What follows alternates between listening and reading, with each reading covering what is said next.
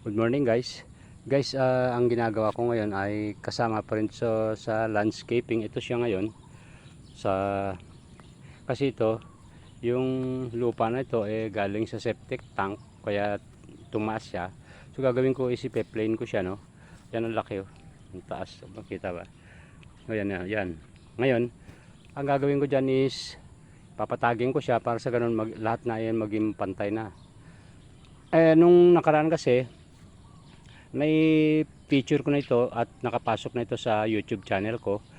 Ngayon, hindi ko na gaanong na-upload yung iba kasi wala na akong oras kasi ako nga lang mag-isa dito.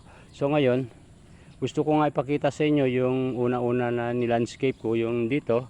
So ngayon may tanim na, o hindi ko naman nasusubaybayan na kung paano ko ginawa or paano ko nagtanim.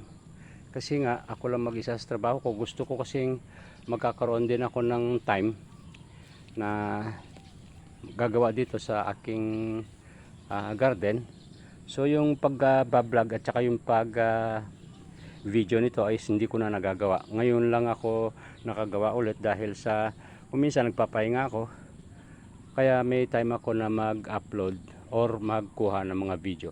So yan, parang construction, no? O, ganun pa rin, tuloy-tuloy pa rin ang pagtrabaho ng ganun.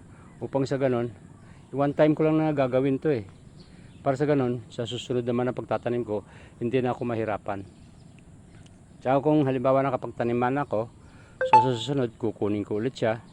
Ngayon, ikuan ko siya. Kapag uulitin ko siyang tataniman, ngayon pagka cultivate ko is malambot na lang talaga, no? Kasi galing siya sa cultivation tsaka landscaping.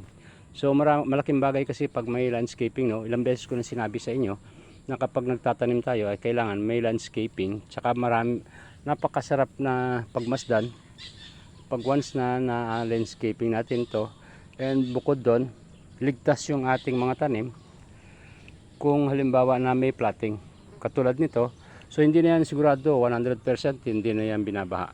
Kung uulan man na malakas, yung tubig niya is dito dadaan, yan sa makikita natin yan, hanggang papunta doon sa labas, pupunta doon sa taniman ng palay. So yan ang mga info ko sa inyo guys. So thank you. Thank you.